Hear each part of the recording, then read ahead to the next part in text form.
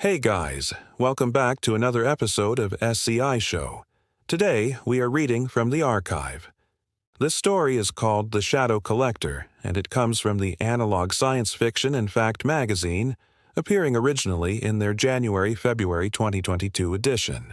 Let me know what you think of this one down below. The year is 3025. Viridia wasn't on any map, old or new.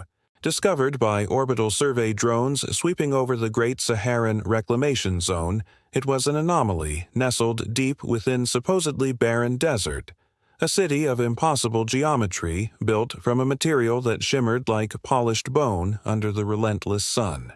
But its most baffling characteristic, the one that sent ripples of disbelief through the scientific community, was the utter absence of shadows. Dr. Layla Sharma, a leading xenophysicist specializing in exotic light phenomena, was dispatched. She arrived via grav shuttle, the shimmering city resolving from a mirage into stark reality. The air hummed with a low, almost subaural frequency. Stepping onto the city's smooth, cool surface felt like stepping into a photograph bleached by overexposure. Sunlight, brilliant and unfiltered, struck every surface equally. Buildings, archways, Layla herself. Nothing cast a shadow. It was profoundly disorienting, a violation of fundamental physics that induced a subtle nausea, an ontological vertigo. Initial readings confirm, Layla reported into her comm unit, her voice tight. Ambient light levels are consistent with Terran solar noon, yet photometric analysis shows zero occlusion. It's as if light simply ignores the presence of solid matter here. Her drones zipped through the silent, empty streets, mapping and sampling. The city felt ancient, yet pristine.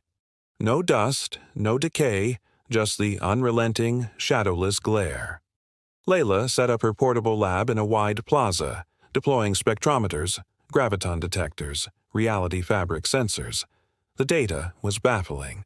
Light behaved normally until it should have been obstructed. Then it simply wasn't. No diffraction, no absorption leading to shadow, just seamless continuation. Days turned into weeks.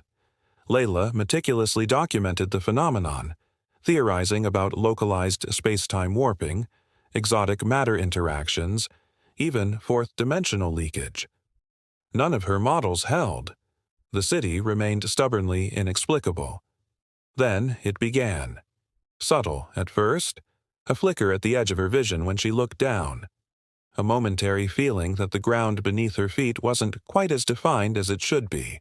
She dismissed it as fatigue, the psychological strain of the environment, until the day she held her hand out, palm flat against the stark white wall of a structure.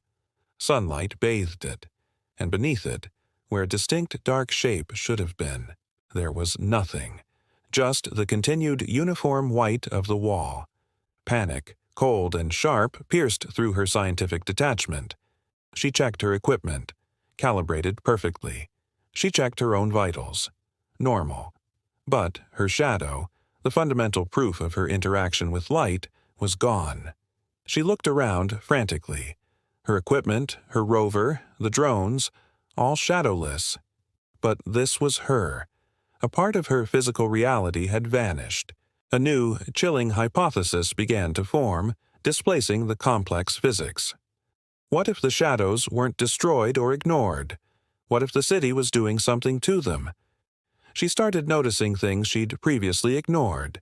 Faint, fleeting distortions in the air, like heat haze but without the heat, particularly noticeable at the periphery of her vision.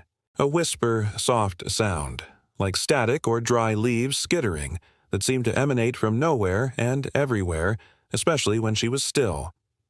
One evening, huddled in her climate-controlled habitat, reviewing drone footage from the deeper, more labyrinthine sectors of the city, she saw it. A drone had navigated a particularly tight alleyway, its spotlight momentarily creating a pocket of relative darkness against a far wall before the ambient light flooded back in. In that split second of near darkness, caught by the drone's low-light sensors, something moved. A patch of deeper black detached itself from the wall, flowed like liquid obsidian across the floor for an instant, and then vanished as the light returned. Her blood ran cold. Shadows. Not absent, but displaced? Transformed? Driven by a terrifying urgency, she reprogrammed a drone with high-contrast, multispectral imagers and sent it back to that alleyway. This time, she had it project a focused beam of absolute light-canceling frequency, creating a perfect sphere of artificial darkness. The live feed was grainy, filtered through layers of technological interpretation. Inside the sphere of induced night, the impossible happened. Shapes coalesced. Not solid, but composed of pure, moving darkness. They swirled and eddied, vaguely humanoid near the ground, becoming more abstract and sinuous higher up. They weren't merely the absence of light, they were entities made of that absence. And Layla realized with a certainty that froze her soul that she was seeing the city's collected shadows. Detached, sentient, existing in a state only perceivable when light was utterly negated. Her own shadow wasn't gone. It had been taken, peeled away by the city's strange physics and added to that. Collective. A low, static hiss filled her habitat. It wasn't coming from the comms. She looked down at her own feet, standing shadowless on the illuminated floor plate. But in the periphery, just beyond the direct light, she saw it. A flicker, a deepening of the ambient dimness, a subtle presence. Her shadow wasn't just in the collective. A fragment of it, or perhaps its awareness, was still tethered to her, observing her from its new state of being. The city wasn't a place where shadows didn't exist. It was a place that liberated them, gave them a different kind of life.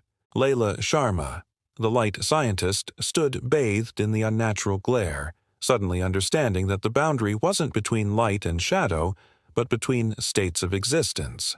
And she, now partially untethered, was becoming a bridge. The static hiss seemed to resolve into a faint, dry whisper, a question asked from the darkness she could no longer cast. What would she become, now that her other half had woken up? So, how do you feel about this one? You know, we love a good cosmic horror story here. I thought this one was excellently paced. The way it builds this mystery, and you get this sort of peek into what it might look like if shadows actually didn't exist, if light didn't interact with matter in the way it does. I thought that was really well done. So let me know what you thought of the story down below. Also, if you enjoyed the reading today, please don't forget to leave us a like and subscribe so you don't miss future installments of the podcast. I'll see you next time.